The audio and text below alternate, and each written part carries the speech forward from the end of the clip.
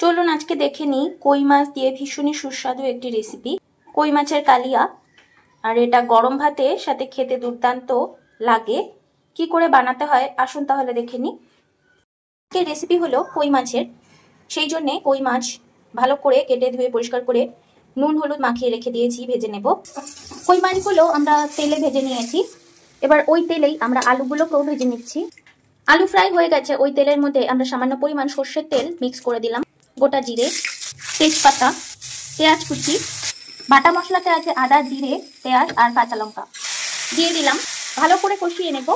সামান্য একটু জল দিয়ে দিলাম, জল দিয়ে এভাবে মশলা কষালে মশলা তেতো হয় না।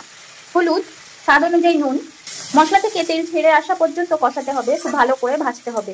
দিয়ে দিলাম টক দই।